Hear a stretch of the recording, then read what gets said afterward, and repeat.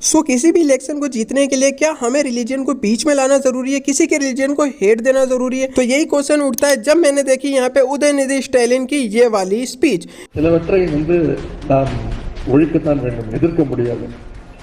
கொசு, டெங்கு காய்ச்சல், malaria, corona இதையெல்லாம் நம்ம எதிர்க்கக்கூடாது, ஒழித்து கட்ட வேண்டும்.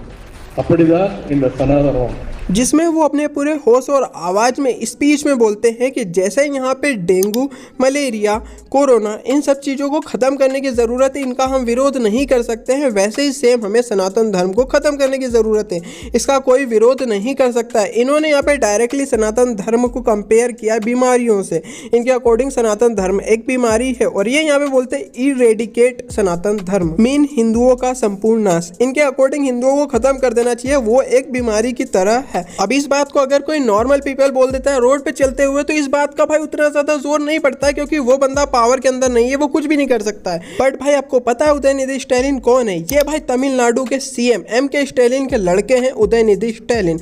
मीन आप समझ सकते हो, इनके फादर एक सीएम है स्टेट के, पूरे स्टेट में भाई हर रिलीजन के बंदे रहते हैं। बट इनके अकॉर्डिंग हिंदुओं को खत्म कर देना चाहिए, वो एक बीमारी की तरह है। अब मुझे ये नहीं समझ में आता है कि तमिलनाडु के अंदर क्या हिंदू मर गए? भाई हिंदू एक भी नहीं है तमिलनाडु के अंदर। भाई यार ये जीत कैसे जाते हैं, इनकी गवर्नमेंट कैसे बन जाती है? भाई अब आप बोलोगे कि यार उदयनिधि स्टैलिन की गलती की सजा आप उनके फादर को तो नहीं दे सकते हो, एम.के. स्टैलिन को आप गलत नहीं बोल सकते हो, तो क्या भाई एम.के. स्टैलिन इतने ज्यादा अच्छे इंसान है? अब हम थोड़ी सी बात एम.के. स्टैलिन के भी कर लेते हैं। तो भाई इन्होंने बहुत बार बोला है कि तमिलनाडु को एक अलग कंट्री बना देना चाहिए। इनके अकॉर्डिंग तमिलनाडु की एक अलग लैंग्वेज, तमिलनाडु को एक अलग कल्चर है, तो इनके अकॉर्डिंग तमिलनाडु को एक अलग कंट्री बना देना चाहिए। वैसे तो भाई इंडिया के हर स्टेट के एक अलग अलग कल्चर है, हर स्टेट की एक अलग अलग लैंग्वेज है। ऐसे चलेगा तो भाई इंडिया तो डिवाइड हो जाएगा, भाई हर स्टेट एक अलग अलग कंट्री की मांग करने लगेगा।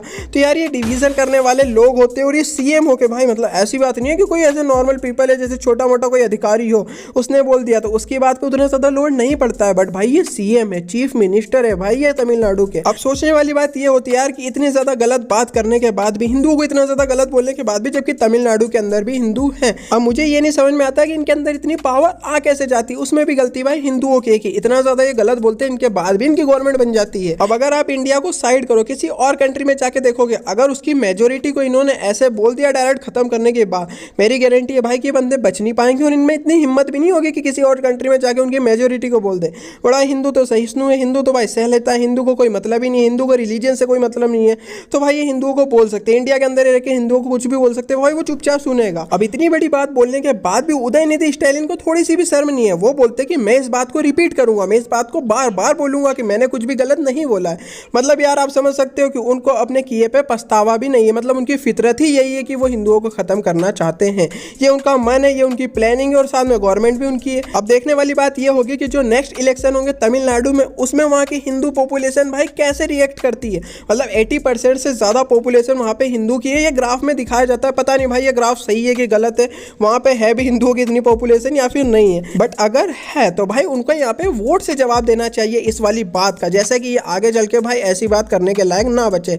बाकी प्यार मोहब्बत तो देनी चाहिए, इन्होंने इतनी ज्यादा अच्छी बात जो कह दी है इतने बड़े मंच से। बट ये क्या सिर्फ फर्स्ट टाइम हुआ है कि किसी ने हिंदुओं के ऊपर ऐसी हेट स्पीच दी है? नहीं, इसका आंसर है बिल्कुल भी रॉन्ग। भाई हम कुछ और ऐसे लीडर्स के बारे में बात करने वाले हैं जिन्होंने भी भाई कुछ इसी तरीके की बात कही है। अब यहाँ पे गुजरात के एक लीडर है जगदीश ठाकुर, इन्होंने डायरेक्टली ये बोल दिया था कि इंडिया पे सबसे पहला अधिकार माइनॉरिटी का है, मतलब मुस्लिम का पहला अधिकार है इंडिया के ऊपर, बाकी हिंदू जाए भाड़ में, हमको कोई भी मतलब नहीं है।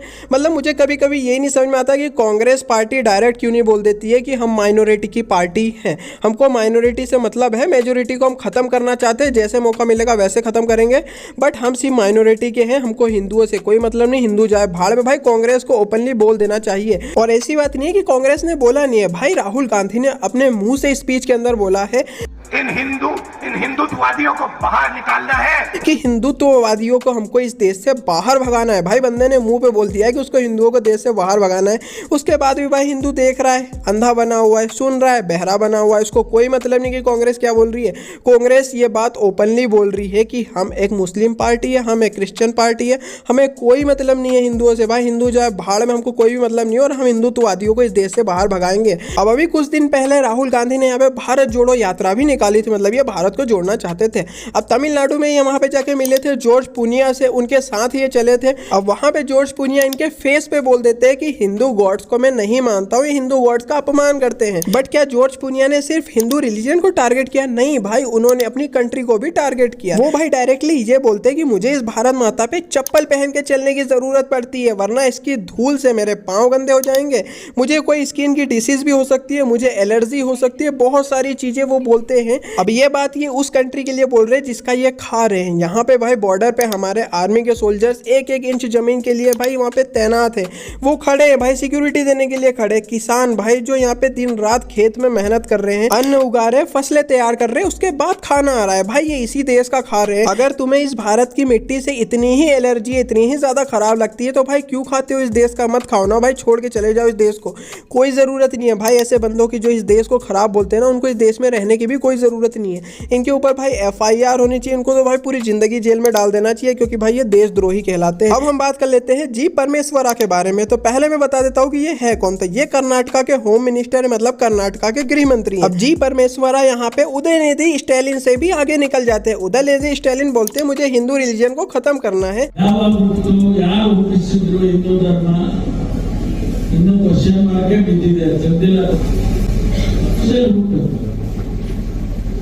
ಜೈನ ಧರ್ಮ ಈ ದೇಶದಲ್ಲಿ ಹುಟ್ಟಿತು। अब ये यहाँ पे बोलते हैं कि हिंदू रिलीजन आया कहाँ से, हिंदू रिलीजन क्या है? इस धरती में से जैन निकले हैं, इस धरती में से बौद्ध निकले हैं, इस धरती में से सिख निकले हैं, और इस्लाम और क्रिश्चियनिटी बाहर से आई है। बट इस ब्रह्मांड में हिंदू रिलीजन आया कहाँ से? अब मुझे तो ये नहीं समझ में आता है कि इतने ज्यादा होशियार चंद भाई होम मिनिस्टर बन कैसे जाते हैं। भाई इस बंदे ने कभी मनु एंड शत्रुपा का नाम सुना भी है? मनु एंड शत्रुपा से ही हम बने, मनु एंड शत्रुपा से ही तुम बने हो। बट भाई इनको ये सब बातें तो समझ में नहीं आने वाली। तो इस बंदे को तो सबसे पहले ये बताओ कि भाई हिंदू रिलीजन को किसी ने क्रिएट नहीं किया है भाई, ना इसका कोई आदि है ना इसका कोई अंत है, इसीलिए इसको सनातन धर्म बोला जाता है। इस बंदे को ये चीज समझनी चाहिए। मुझे तो ये नहीं समझ में आता कि भाई ये इतनी बड़ी बड़ी पोस्ट पे पहुंच कैसे जाते हैं, होम मिनिस्टर कैसे बन जाते हैं। भाई ये इंडिया में रह रहे हैं कि कोई दूसरी कंट्री में रह रहे हैं, और इनके ब्रेन में भाई क्या भूसा भरा हुआ है। और कौन बंदे हैं भाई जो इनको इतनी ज्यादा बड़ी बड़ी कुर्सियां दे देते हैं जहां से ये ओपनली इतनी ज्यादा हेट स्पीच देते हैं। अब मैं थोड़े से फैक्ट के साथ इसको बता देना चाहता हूँ कि जो सिख ये बता रहे सिख रिलीजन निकला इस धरती में से, तो सिखों के पहले गुरु का क्या नाम है? उनका नाम है गुरु नानक देव जी। अब उनके फादर का क्या नाम है? उनके फादर का नाम है मेहता कालू, और मेहता कालू एक हिंदू थे। मतलब अगर हिंदू नहीं होते तो क्या सिख होते? नहीं होते भाई, क्योंकि हिंदुओं से ही सिख बने। सेम अगर ये बोलते हैं कि बुद्ध रिलीजन यहाँ पे इस धरती से निकला है, तो गौतम बुद्ध का बचपन में क्या नाम था भाई? गौतम बुद्ध का बचपन में नाम था सिद्धार्थ, और उनके पिताजी का क्या नाम था? सुधोधना भाई, जो कि एक हिंदू थे। मतलब गौतम बुद्ध भी हिंदू थे। इनके अकॉर्डिंग ये जो बोल रहे हैं कि जैन यहाँ पे निकले हैं इस धरती से, सिख यहाँ पे निकले इस धरती से, बौद्ध यहाँ पे इस धरती से निकले हैं, बट हिंदू कहाँ से आए भाई? हिंदू से ही तो ये रिलीजन भी बने हैं। और मुझे तो लगता है हिंदू से आप भी बने होगे, आपका भी जो रिलीजन होगा आपका भी रिलीजन हिंदुओं से ही बना होगा। बट भाई ये इस बात को एक्सेप्ट नहीं करते इनके अकॉर्डिंग कि इनका रिलीजन कहीं ऊपर से आ गया है, किसी गॉड ने क्रिएट कर दिया है। भाई पहले ना दुनिया में सब हिंदू ही थे, इनको ये बात को समझना चाहिए कि पहले सब सनातनी ही थे, उसके बाद सब रिलीजन के एक एक फाउंडर आए और उन्होंने अपना अपना रिलीजन बनाया। बट स्टार्टिंग में सब हिंदू थे, इसीलिए भाई हिंदू सबको अपना भाई मानते, क्योंकि उनको पता है कि ये सब हमसे ही बने, ये सब कहीं ऊपर से नहीं आए, ये सब भी हिंदू में से ही निकले हुए रिलीजियन से। इसीलिए हिंदू सबको भाई मानता है। इसीलिए हमारी कंट्री सेक्युलर है, इंडिया इतना ज्यादा सेक्युलर कंट्री है। इंडिया में सब धर्मों की रिस्पेक्ट होती है। क्यों? क्योंकि सब हिंदुओं से बने हैं भाई। तो ये बात इनको समझनी चाहिए। होम मिनिस्टर होकर ऐसी बात कर रहे हैं, पता नहीं है होम मिनिस्टर कैसे बन जाते हैं, कैसे इनको पब्लिक वोट करती है, कैसे इनकी पार्टियां जीत जाती है। बाकी मेरा क्वेश्चन आपसे एक ही रहेगा लास्ट में, अगर आपको वीडियो में आया मजा, वीडियो को लाइक जरूर से कर देना, चैनल को लेना सब्सक्राइब, साइड बेल आइकन को प्रेस कर सकते हो। कमेंट में मुझे जरूर से बताना कि क्या आपको भी लगता है कांग्रेस एक एंटी हिंदू पार्टी है? आपको इसके बारे में क्या लगता है आप नीचे मुझे कमेंट में बता सकते हो। वीडियो को शेयर करना अपने दोस्तों के साथ। चलो फिर मैं मिलता आपसे किसी और वीडियो में, तब तक के लिए बाय बाय। खड़े हो रहे हैं हम प्रधानमंत्री पद के लिए खड़े हो रहे हैं। क्योंकि मैं 6 साल से भारत का राष्ट्रपति हूँ। आप राष्ट्रपति हैं? जी हाँ। क्या नाम है आपका? राष्ट्रपति श्री सूर्यदेव ब्रिगेडियर अरुण सिंह। बिहार सरकार एंड भारत सरकार अरुण भाई 786 SPCB DCP Azad government of India world सरकार डॉन नंबर 1।